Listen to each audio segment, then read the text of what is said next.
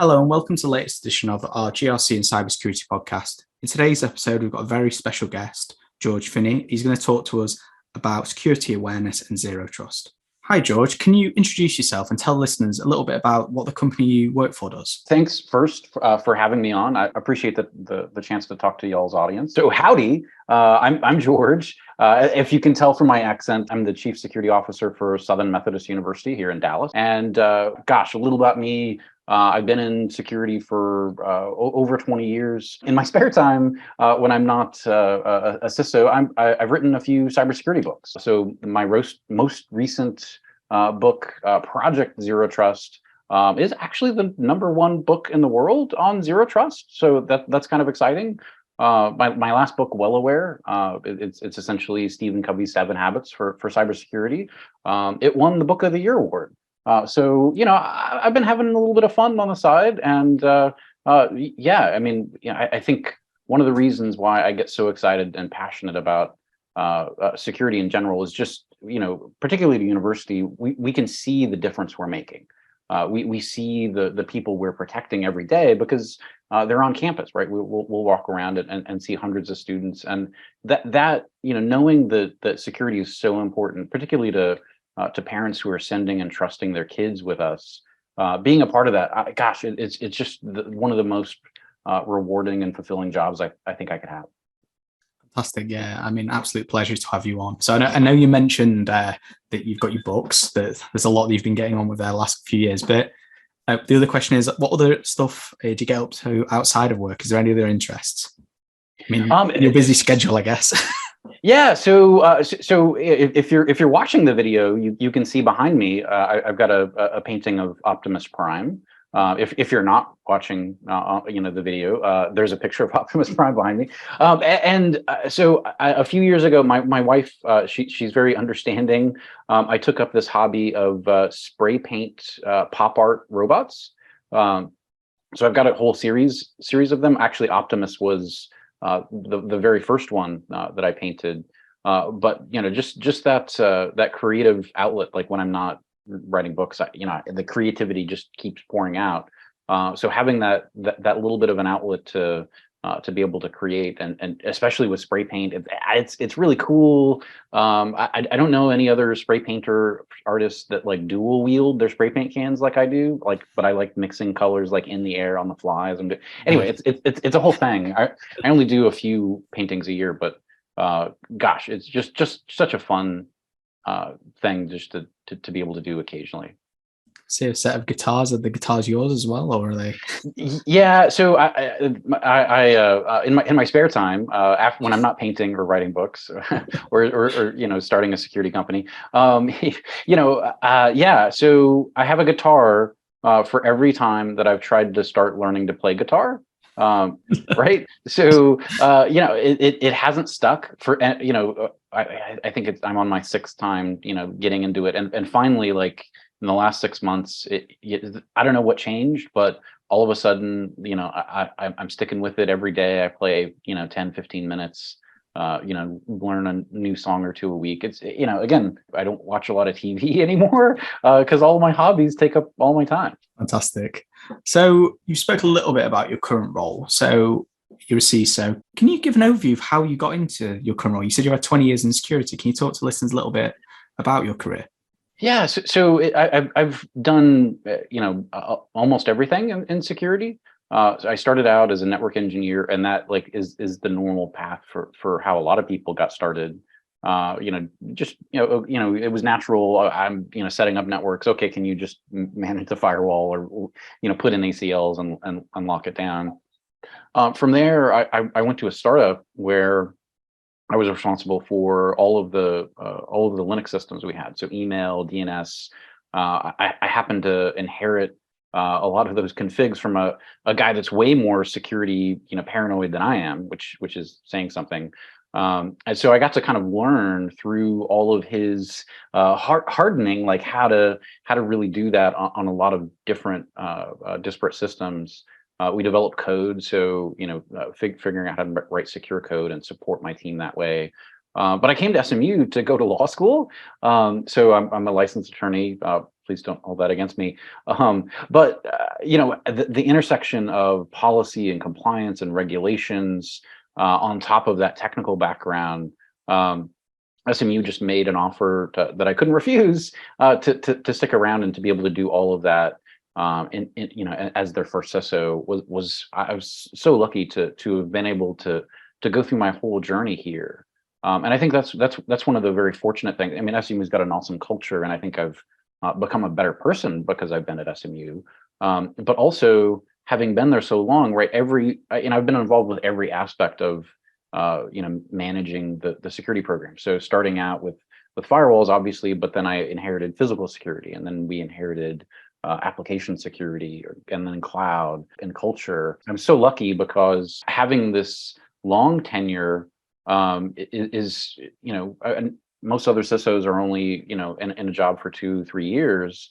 You might only get to be a part of a couple of projects where you do new and innovative things. And for us, gosh, I rolled out our first next gen firewalls. I've been a part of the EDR, XDR, NDR kind of conversation. So I just love security because it satisfies that little bit of curiosity in me. You're always having to learn and stay on the bleeding edge just to kind of keep up. And man, I think I would get bored otherwise. I mean, there's a lot to ingest there, but like I say, I think it's interesting. I've got a couple of friends who started life as well. They did some technical jobs, and they actually went and studied law. And a few of them now are like directors or senior people at banks and other things in information security positions. So I don't think it's as uncommon as you think. But I think one of the things probably to get size and scale. So talk about it. So can you tell us a little bit about the size and scale of the university? So the number of people you're, I guess, looking after, and then also talk a little bit about the information security function and how they're structured.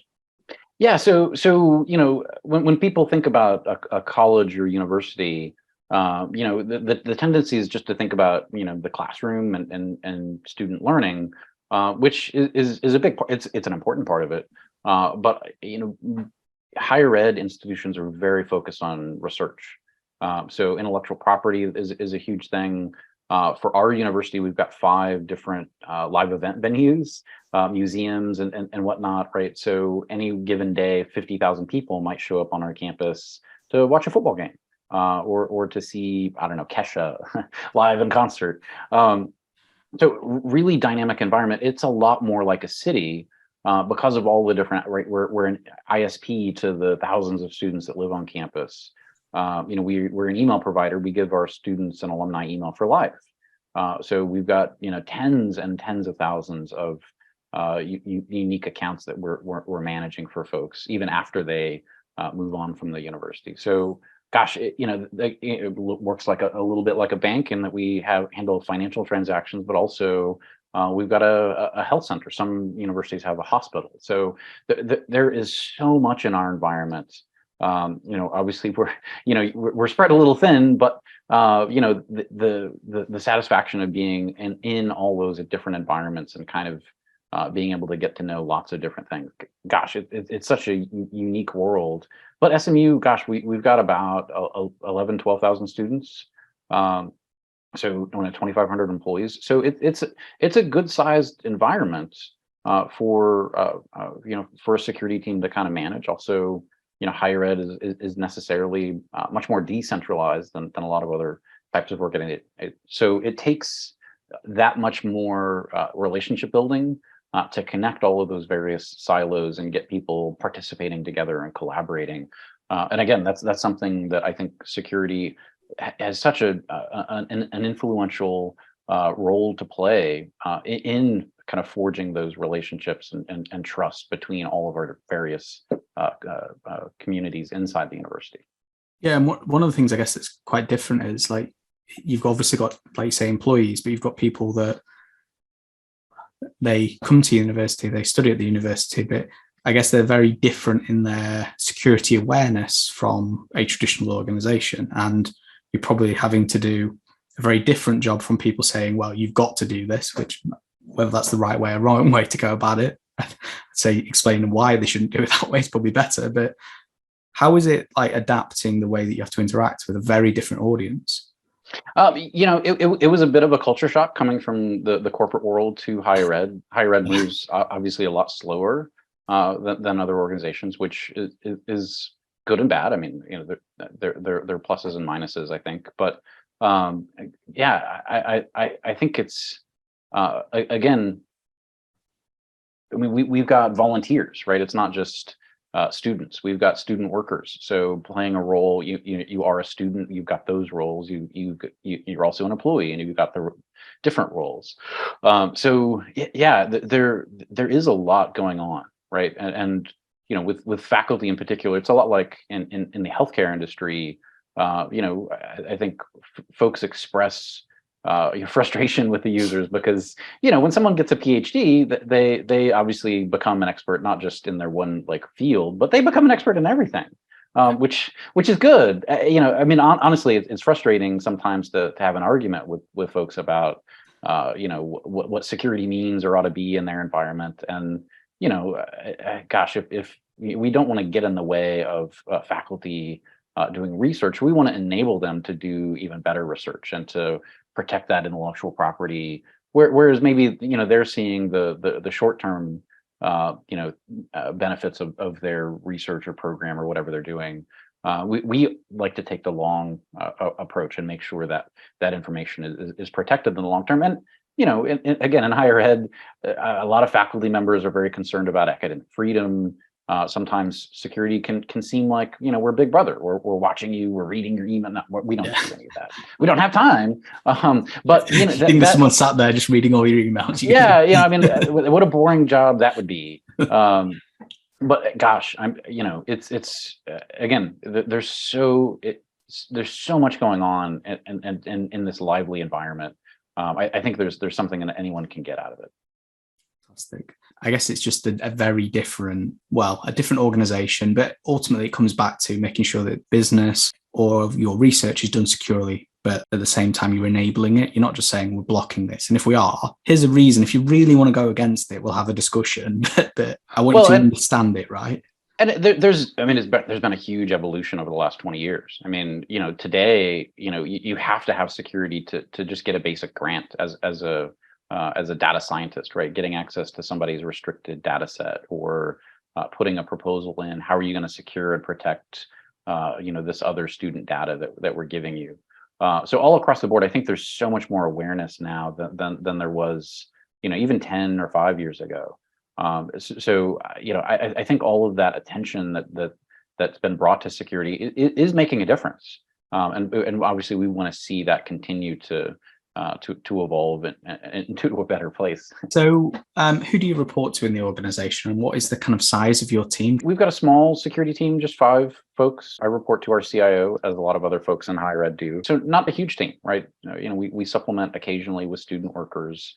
We have outsourced, security partners, obviously, that help us with things that, we don't have the capabilities to do in-house. But yeah, I mean, imagining, a bank of a similar size, you might have a significantly larger team and a much smaller scope to deliver. So yeah, we have to get creative in ways that, I think it's challenging and at the end of the day, really rewarding to see us in a place where we can feel good about.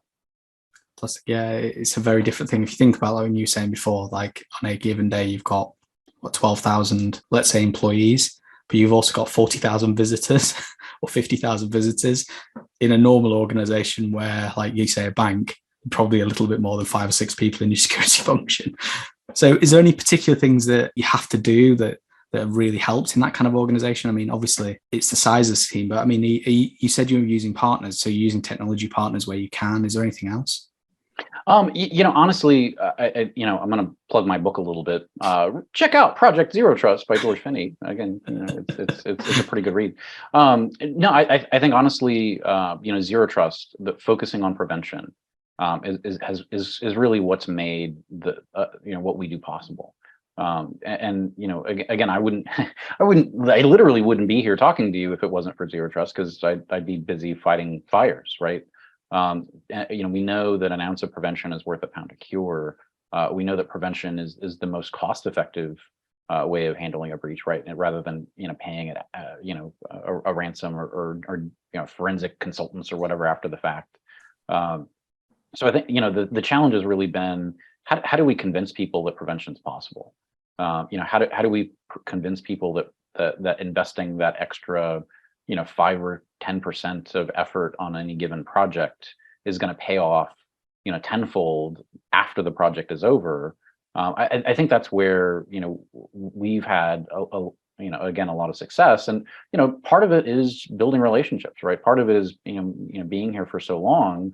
I've developed that trust and that relationship over time, where people feel like, yeah, we're on board with that idea, with that project, with that strategy, and that's challenging, right? Building that up over time, having and again, in the corporate world, things move much faster, much shorter tenures there. So building those relationships is something that you can't take for granted, right? You've got to invest in those every day. So you spoke about, you've written your book, but can you tell a little bit more about, I guess, Project Zero Trust? Talk through some of the high level concepts and a little bit how the book's written and what are the key takeaways for the listeners if they want to read it? Yeah, so it's a bit of an unusual read in that it's not a whole boring technical reference jargon. So I was particularly inspired by the Phoenix Project. If you've read that, it's about DevOps, but it's a story of a fictional character in a fictional company that implement zero trust. So for us, it's the company's March 5th. The main character's name is Dylan. And he goes through a zero trust journey, right? They bring in their a security guru that knows zero trust and kind of trains them up on it, and then they have to go and kind of mop up after a breach, but also implement zero trust before their new product comes out, so their clients, their customers can feel confident in that new product. I wanted to make it very relatable, right? So the company doesn't have perfect security, but they also don't have, what I would say terrible security. They don't have a CISO. So, again, I wanted it to make it very relatable to anyone coming in. Maybe you're new to the industry and you want to, see the big picture. Or maybe you've been in the industry for 20 or 30 years and, you might be an expert in one area, but there should be something you can get out of it in those other areas. But I partnered with the guy that created Zero Trust, John Kindervag. So we use his design methodology. That's a repeatable process for everybody going through their Zero Trust journeys. Awesome. Also, there's a Zero Trust maturity model that not a lot of people have heard about, which helps you, right? You don't have to get it perfect on day one. You're not going to get it perfect on day one. But it's going to be a continual, evolution as your company grows and expands and changes over time, right? Your security needs to grow and change with it. And so honestly, my favorite part of the book was actually we got one of the actors from The Walking Dead to be the narrator for the audiobook. And it's been such a cool journey. And man, I mean, the people that have read it really, really, really love it. I mean, it's on people's top 10 lists at the end of the year. I'm so humbled by people's reaction to the book. It's really taken off in a way that I didn't quite expect it to.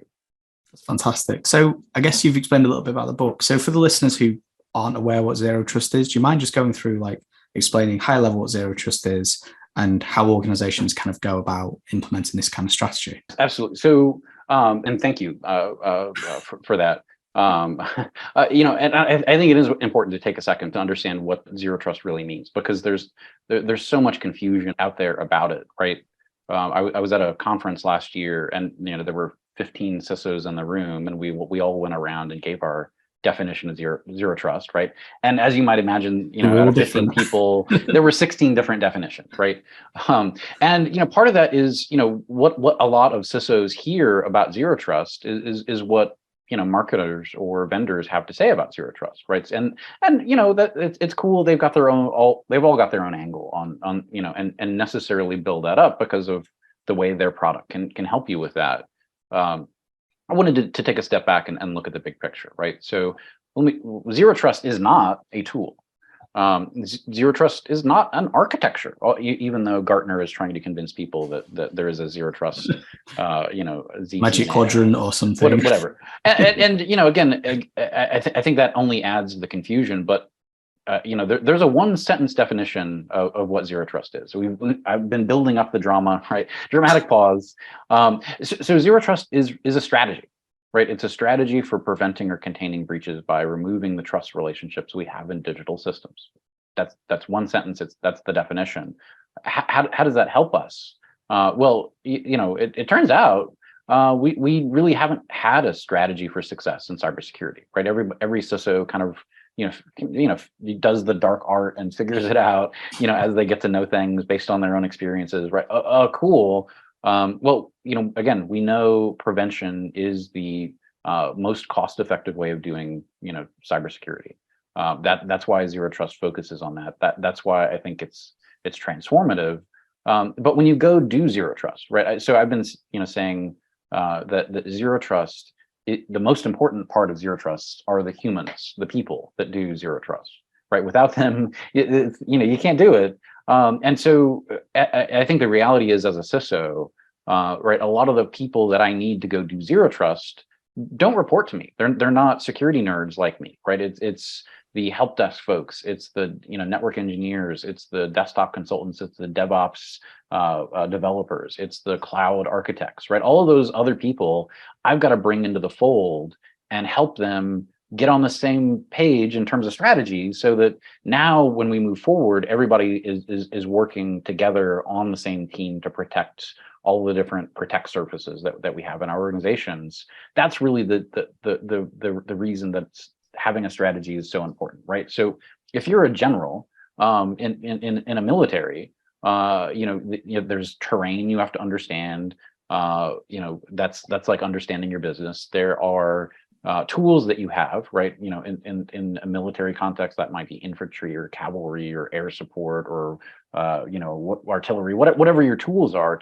You might even change the terrain, right? You might dig trenches, right? These are all things that CISOs do inside organizations, right? It's managing terrain. Well, when you have to go manage an army, though, they need to understand their commander's intent. And that distillation down into 2 words, zero trust, is the way that we make security simple enough and understandable enough for all of these disparate teams that maybe don't have a security background to work on the same page and achieve that outcome, which is prevention. I really like that kind of simple sentence, because basically you can say something like, okay, well, it's basically about, we can take that and we can filter that down across all our policies, procedures, the way we access provisions, and all the things we do are based on actually making sure you've got the right things to do your role, but we're not giving you, because look, we all know it, and we've all worked at organizations where, especially the functions you spoke about, they acquire lots of things over a very long period of time. And look, that's really helpful for their job, but what ends up happening is you end up with these very big targets with a lot of permissions and things where it can go wrong. And look, it's about educating them, right, and understanding why we don't want that to happen. We need good segregation of duties between things. We need to make sure that if you have got the things, it's appropriate for your role, etc. But I like that, because you can use it for your policies and procedures and use that as like that statement is the tone of how we write everything that people then understand. Absolutely. Again, people are the most important part of zero trust. And anybody can go out to your local electronics store and buy a switch or a router or firewall or whatever. You can plug it in and it'll start working in 60 seconds, right? You plug your cables in and you're good to go. So it's not that people don't want to do security, but if as a manager or leader, right, you need them to do more than just plug the stuff in and get it to work. You've got to bake in time for that, right? There's got to be space and focus put towards security to make it happen. And again, they're all across the board. It's not just IT that needs to support zero trust, right? It's the organization's leadership. It's your partners, your vendors in the marketplace giving you feedback and helping you continue to grow and get better. Yeah, definitely. So what are some of the big common misconceptions? I know you said about kind of the view of Gartner and other people. Is there any other common misconceptions about zero trust? Yeah. Again, I think people want to jump straight into architecture, right? I want a zero trust architecture because that's the way we talk about it. There is no reference architecture when it comes to zero trust, right? Everything is totally custom bespoke, right? So you're not buying a suit off the rack. You're getting it custom tailored to fit you and your unique life the way you live it. And again, I think that should resonate with folks, right? You don't expect to go to a job interview and you're wearing a suit that hand me down from your grandfather. No, you want to invest that extra little bit in making sure because you're investing something that's worth it. And again, I think zero trust works the same way. So yeah, it's not an architecture, it's not a tool. It's definitely something that you need to work on. And the truth is, you'll probably never arrive at a place where you have zero trusts in your environment, and that's okay, right? It's a maturity process, and we know that the attackers are always evolving, which means we're going to have to evolve as well, right? And once we find we had a blind spot somewhere, we need to fix that, and that's a part of the design methodology that we talk about in the book, right? It's something that you build into the process. Fantastic. So I know you've implemented, like you say, a zero trust strategy. Is there any practical steps that you think an organization, so if say they've started to read the book, they've got an understanding about it, they've heard enough about it, how do you go about implementing a zero trust strategy? So great question, right? I think the first step is you got to understand, your business, whatever that business is, right? So when I first started at SMU 20 some years ago, I didn't actually know how universities make money, right? We're a nonprofit, so you maybe say we don't make money, but we deal with large amounts of tuition payments and whatnot. But that's not really where universities make their money. Again, licensing intellectual property. We have summer camps where we essentially rent our facilities out to camp goers over the summers. There's so many different ways. You've got to start with that understanding of the business, right? Understand why you're doing certain things, right? There's lots of ways to accomplish something in an organization. And if the person delivering the service doesn't understand why they're doing what they're doing, right? Okay, we'll just do a VPN. Okay, is that zero trust or not? Well, I can't answer that question because I don't know what you're doing.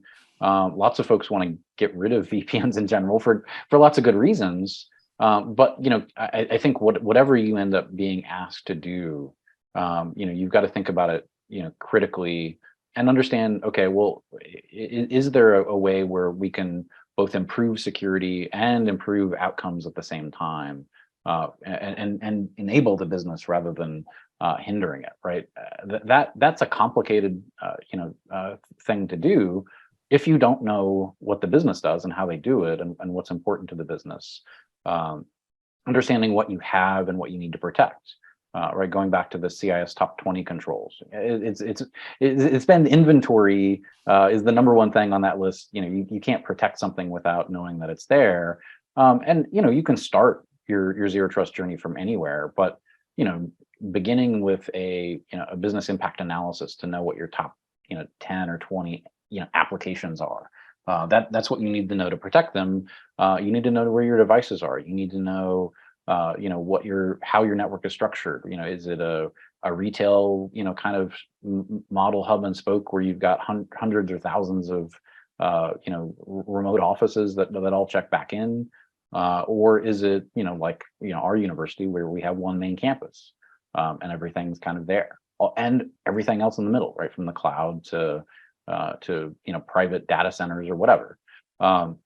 So I think again, it's about removing the trust relationships. And teaching people how to spot a trust relationship is really important, right? So giving them, the humans, the space to learn and understand the process, and then kind of fit it into your organization. That's the hard work that people are going to do for you.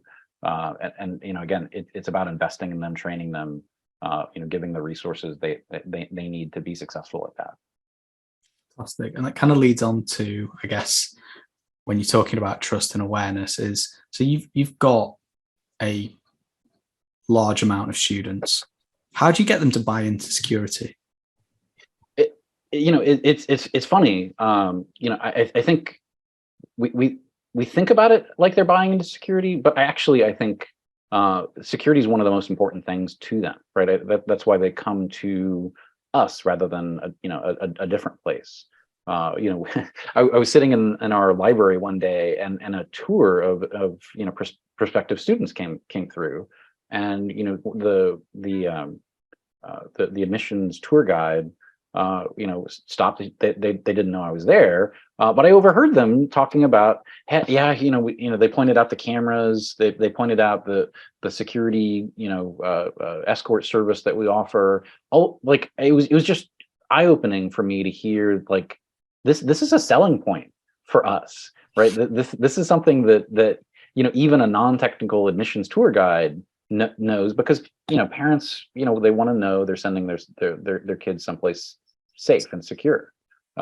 So I think everybody wants to play that role and wants to be a part of protecting their communities, right? We love the places we spend our time in, and that's also part of why in my previous book, Well Aware, we created a cyber personality test based on the 9 cybersecurity habits that I talk about in Well Aware.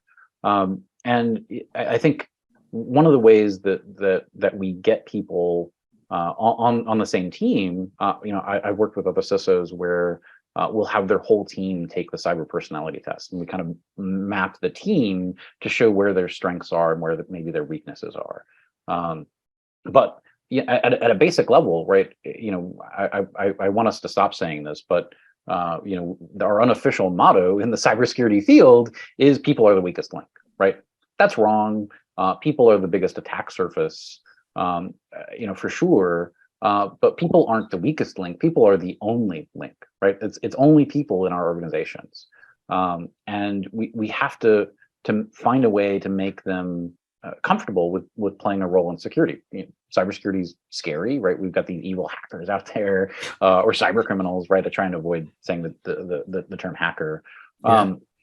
But oh my gosh, if they're scared of it and it's too technical, that they don't want to deal with it, right? They shut down. And instead, I think we need to build them up and show them that maybe you're gullible, right? Maybe skepticism isn't your strength. Yeah. Well, you still have something you can contribute. Let me help you find where your strengths are, and let me invest in you in those areas, and show you there is a way you can contribute to the teams we're building around security.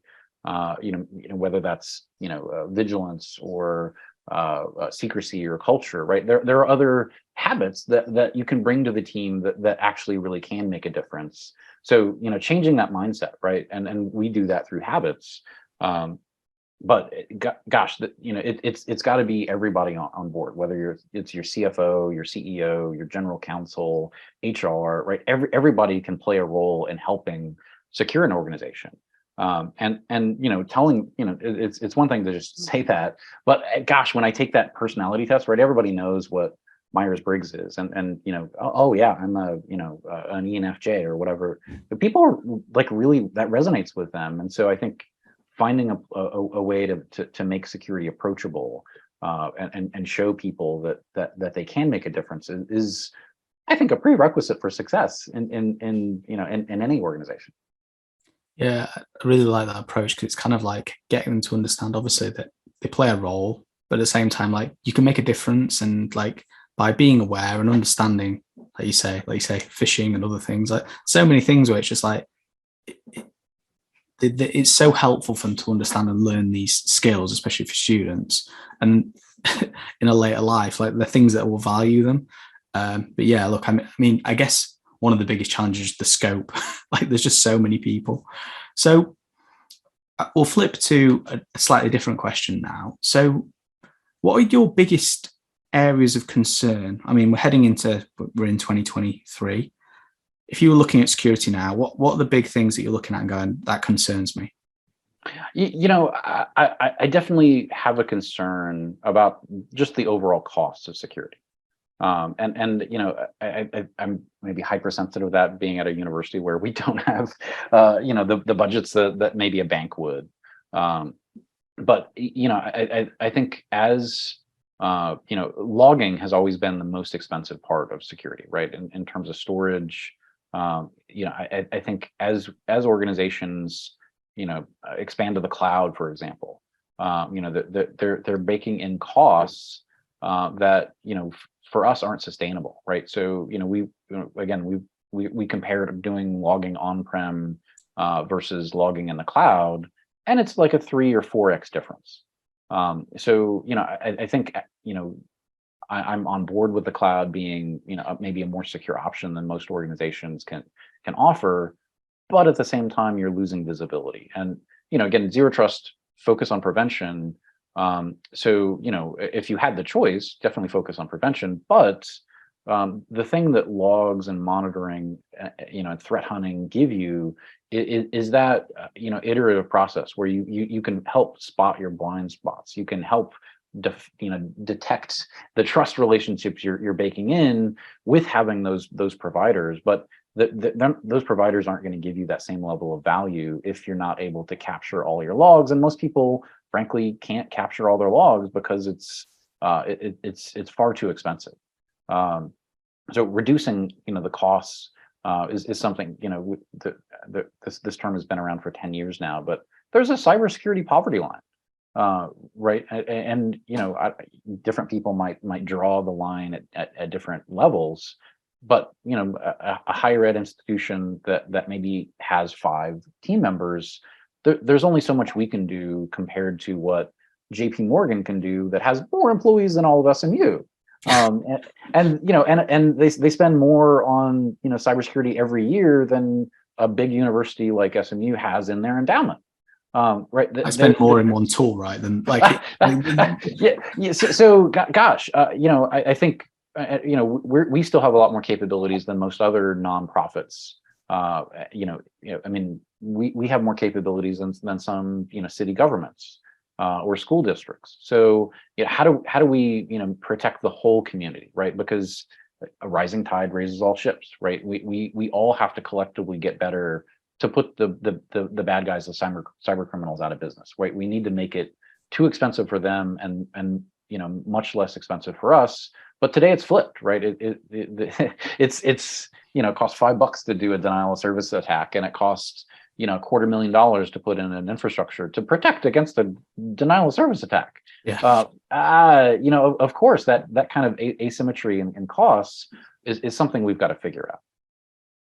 Yeah, I like the thing about the logging, and the other thing is, like, people spend a lot of time on this stuff, but unless you've got it set up right and you know what you're looking for, half the time you just end up with lots and lots and lots of noise. Unless you've got an army of people to sort that out. Right.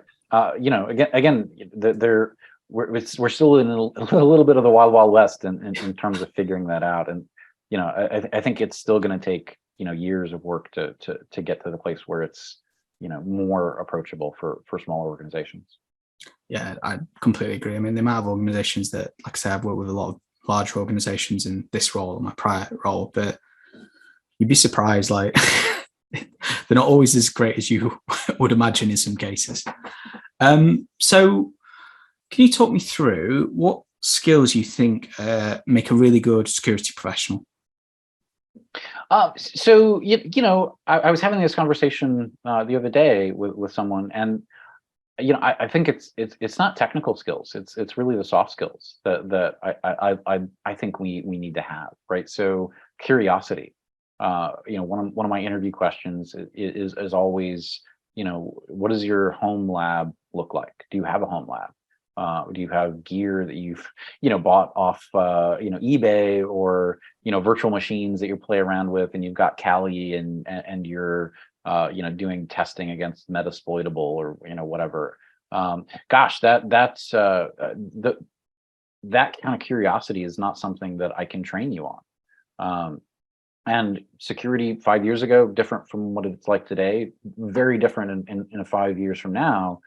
So if you don't have that hunger for lifelong learning, I think you're going to kind of stay in the same place, which is totally fine, right? We still have COBOL programmers today, but man, I mean, when you've got a small team, right, you've got to have the ability to grow and evolve as a team.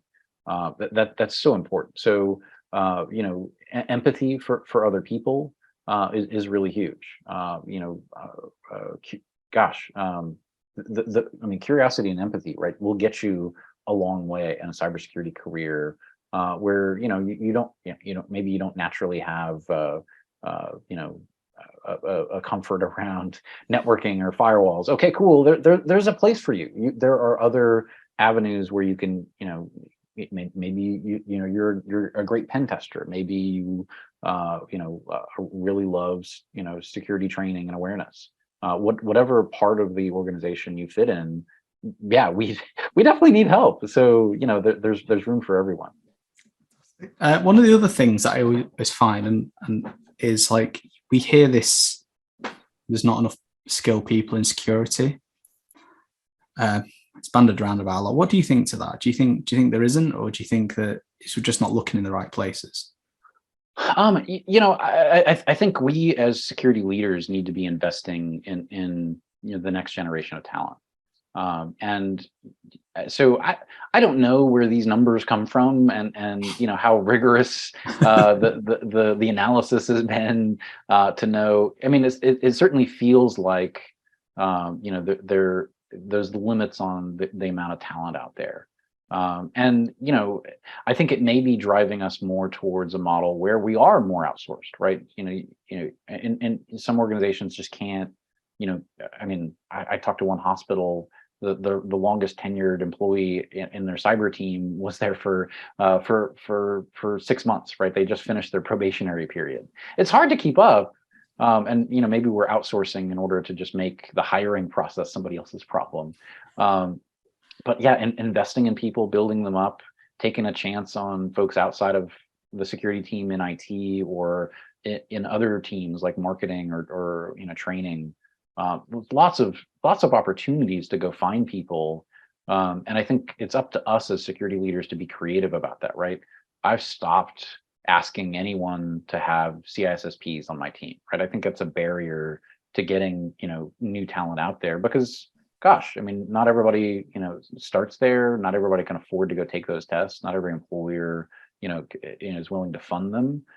So I think all the good CISOs out there that I talk to, they have a huge training budget, and they invest in people inside of their team and outside of their team. And I've paid for my help desk team to go get their Security Plus certifications. I mean, again, just building people up. I think we can have a lot of success in security if we're investing in people. And I think there's more we can do, obviously, but security, it's 100% about people. Yeah, amazing. And I agree with you. I mean, look, we've got a pen testing business that we have that we support. We also have a GRC business, but bring a large amount of graduates every year. I think people who've heard me talk about this before, it's looking for, like you said, very similar, like inquisitive mind, wanting to keep asking questions, don't take no for an answer in a lot of cases, and they learn and they keep weaving their way around to figure it out. If you have those kind of skills and you have the drive, you can teach people this stuff. I think sometimes very much like, oh, it's really difficult. Yeah, it is. There are parts of this that are really difficult. But at the same time, if you don't give people a chance, I mean, exactly what you said, you're going to end up with a load of people who didn't get into security, and you genuinely will end up with an issue of getting people in. Definitely. Or salaries will just go crazy and you won't be able to hire people, one or the other. One of the last questions I always like to ask people is, if you had one wish to solve one problem in security, what would it be? I mean, my passion in security is really around security awareness training. So my wish is, man, I'm working on it. We're trying to build training that is demonstrably effective in changing people's behaviors. That's why I started writing the Well-Aware book 5-ish years ago. The Nine Cybersecurity Habits were really about finding ways to measure behavior change. And there's a lot of security training out there that can cover, here's what compliance around HIPAA looks like. That's cool. It's educational. People need to know that information. But we have a way in corporate America to get people to change their behaviors, right? We trick them by calling them wellness programs, and we try and get them to eat healthier and exercise and maybe quit smoking or drinking or whatever. Like those are all things that we incentivize in wellness programs, right? It's all about behavior change, and we can tie that back to an actual like cost reduction in terms of lost productivity or time off or insurance costs, right? Imagine the parallels if we can change, cybersecurity behaviors.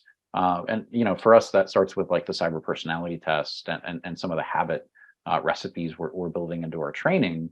But again, I want to know as a CISO, right? What is the most effective training program that I have to give to my team members, to my employees?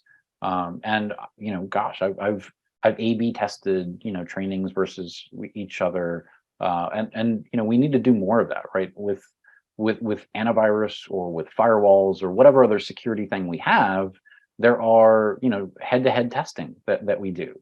I've never seen that for security training, and again, we've got a product, Well-Aware Security. Feel free to check us out. But it starts with a personality test, right? You wouldn't go to a doctor and just, if you in the first 5 minutes of talking to the doctor, they're like, here, take this pill. I don't know what's wrong with you, but it'll fix everything. You're going to be like, that's a little weird.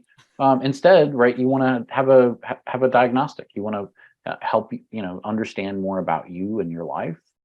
So starting with a question, a personality test will help me customize your learning path just for you. I think, again, we built all of the Well-Aware program around neuroscience and psychology. And we need to understand our humans better in order to set them up for better success later on, right? We want the most effective thing, because we know we only have limited amounts of time with our employees that we can get them to do training every month or every year, right? So that time with our employees is incredibly valuable, right? So we've got to get the most out of that. One of the things that we've always done on this is there any other security leaders that you think we should have in this podcast? So is there anyone that you think we should be talking to who's really interesting, who'd be a good guest? So actually, I would love to hear from Adam Shostak. He is the creator of threat modeling in cybersecurity. He literally wrote the book about it. But there is a new book that he's got coming out, I believe, next week or the week after. It's all about how it's a deep dive into the cybersecurity of Star Wars.